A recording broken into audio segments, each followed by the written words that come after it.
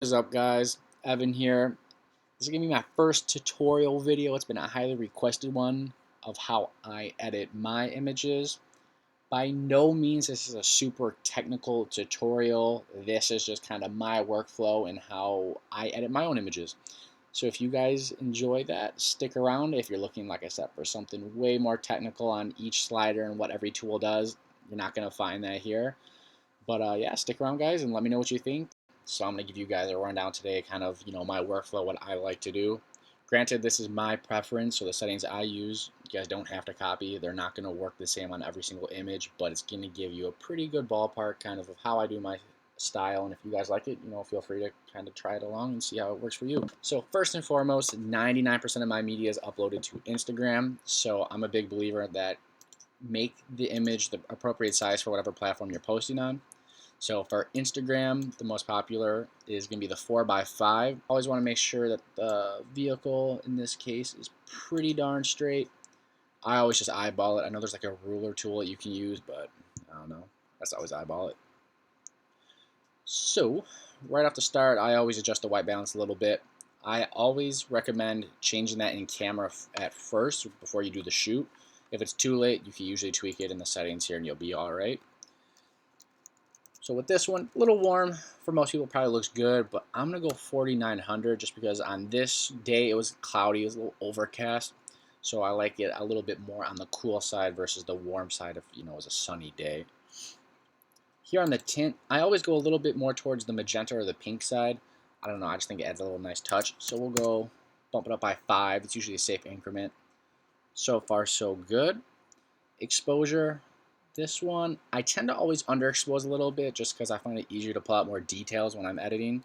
So we'll pull this up. Let's do 0.4. Looking pretty good. Contrast, you don't want to go too crazy here because once you go down to the next bit of sliders, that's where you're going to do most of the adjustments. So on contrast, I always do about 15, sometimes less. That should work for now. We'll come back and tweak this if we need to. Highlights, I tend to always drop as far as I can before it starts to look kind of muddy. An easy tip to do is hold Option or Control, depending on if your Windows or Mac, and you can see everything goes black here. For example, we'll go up. See how there's white detail popping up on there? That usually means that the image is blown out. So with this, since nothing's showing up, we know that we're good. It's actually underexposed in that area, so we'll just do -35 because I think it makes the sky look kind of that more moody, cloudy vibe that we're going for. Shadows, I'm a big fan of, usually cranking this up pretty high. I just like to see all the detail. So on this one, that's pretty good right about there, just because I like to pull out the detail over here in the grill. Seeing the headlights. Really common question I get is, hey Evan, what camera do you use? I currently use the Sony A7R II. This shoot, I switch between 3 different lenses, between my 35 f1.4, 50 f1.8, which this image was taken at with the 50 f1.8, but at f2, and then also the 85 1.8. All 3 are fantastic lenses. The 50 is probably one of my favorites. If I had to pick between any of those 3 lenses to only use one, it would definitely be probably the 35, just the most versatile. So back to this. Whites, same thing, use that tip I told you, either Option or Control. Pull this up a little bit. So as you can see here, it's starting to blow out just a tad, so we'll pull it down right there. That looks good. We can come back and tweak that if need be, but I'm a fan of where that's sitting. Blacks, a lot of people like to go pretty dark and really make that super contrasty. I'm more of a fan as I'll pull this up a little bit. We'll go to 25 just because I think it looks real nice here on the grill, but you can see the wheels and tires are still a little lighter than what I'd like to be, but we can come back and address that with an adjustment brush. Clarity, everyone's favorite slider. So many people love just to crank this bad boy up and be like, oh yeah, look at that moody edit. Not me, not a fan of that. If that's your style, by all means, you stick to it. I always try to keep this as low as possible. So for me, I usually do just about 15. I really won't go much higher than that. So 15 just adds a little bit more of a punch in the mid-tones. Vibrance, same thing. I don't try to use this too much or try not to abuse it, so I'll just go plus 10. Adds a tiny bit more color in there. I think it looks good. Saturation, I'm going to leave this at 0 just because it's a pretty accurate representation of the color of the car. I believe this is a 73 Mercedes 450 SE. I could be totally butchering that, but I believe that's what the owner said it was. Pretty cool car. The story behind this vehicle is insane. He got this thing like 4 years ago and built it from the ground up. So super awesome VIP car. Big fan. Down to the tone curve. This is where a lot of this is going to change. So for me personally, I have made my own. You can copy this if you want. It just adds a little bit more punch to it. So as you can see, the blacks all of a sudden got a little bit darker, and I think it corrected the color of the tire. It doesn't look more whited out or it looks bland. It adds a little bit more kick. So digging how this is looking so far. To make more points, you just click along the line. You can try to copy this. Down here in the HSL tab, this is going to make a huge difference to the image. Since this was a cloudy day, there's really not too much I have to do, plus the color of the car is pretty easy to work with. I would say this is pretty spot on to what we were looking at before. There we go. So yeah, looking good. Color looks just about right, so we'll keep going here. So I'm not even going to adjust the yellows or the oranges at all because that looks spot on. Pro tip, at least for me, if you're ever shooting an image and the vehicle or the background does not have any purple or magenta hues, I highly recommend dropping these down. You don't have to go to -100, you could go to like -75, but this is going to help remove any unwanted chromatic aberrations. There's another option to do that below, I'll show you guys, but in my experience, this is just a really safe bet to know that you don't have that popping up in the image, especially on like the metal trim. I've noticed that on a lot of cars, like right here, which would be a prime spot, also with the grill.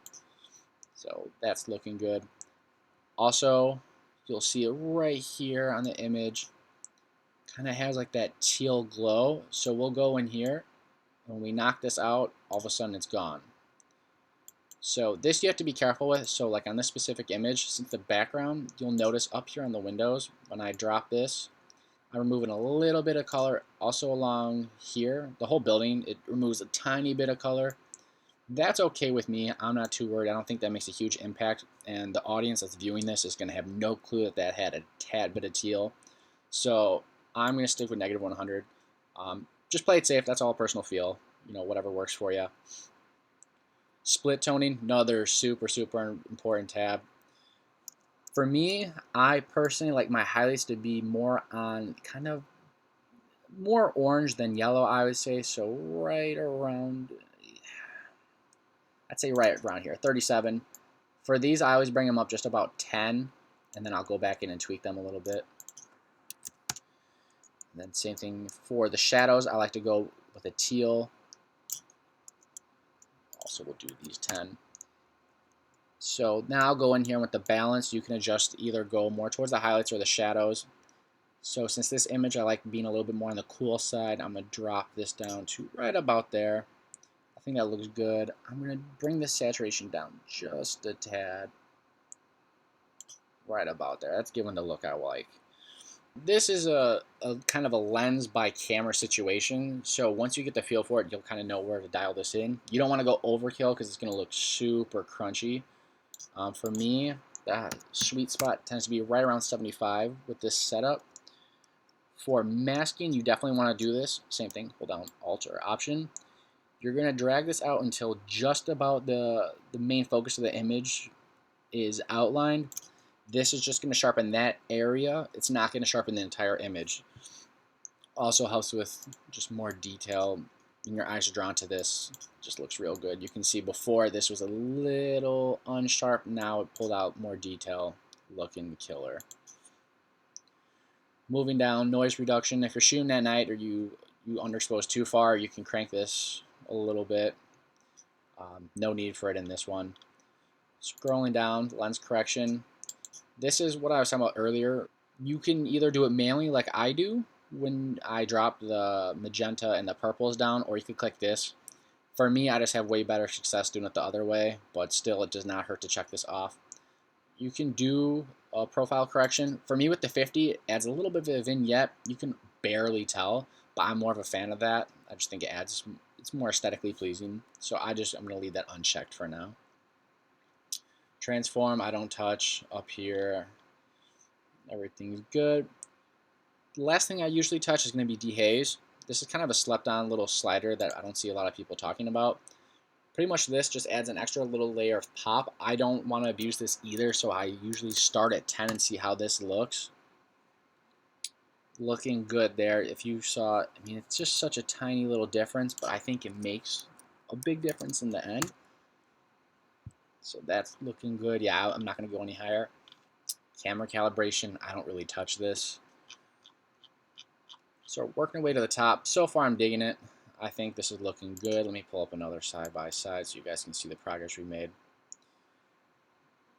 So far so good. Here, we'll pull up that. Yeah, you can just see how much sharper, especially in the headlight, just adding that detail, and on the license plate. You see the R here looks a little kind of hazy or fuzzy. Right here just looks tack sharp. So next we're going to go up here and we're going to use the gradient filter. This is something that I use on virtually every single image. This is just going to help, in my opinion, draw the reader or the audience's eye to the main focus of the image. So here's the preset I have for, it's called ground gradient. I always put this on the bottom of my image and pull it up so that way it gets from the bottom of the image darker and then it leads you straight into the main focus, so the vehicle. So on this one, I always go back and tweak it.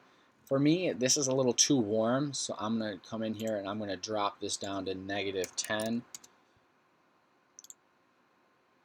Now it's a little too cool. It's all trial and error. I just go in here and I jack around a little bit. It's all trial and error, so I come in here and mess around a little bit. So we'll do -5. And we're going to also up the exposure just a tad from where it was at. That's looking pretty good. Now typically I go back in, I do one with the sky, but since the building's in the background and the sky is not overexposed, I'm not going to touch that. I think it looks good the way it is.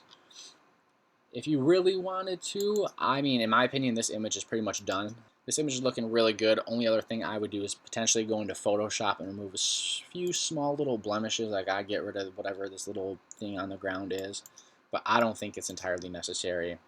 On this one. You guys get the idea. This is all done in Lightroom, by the way.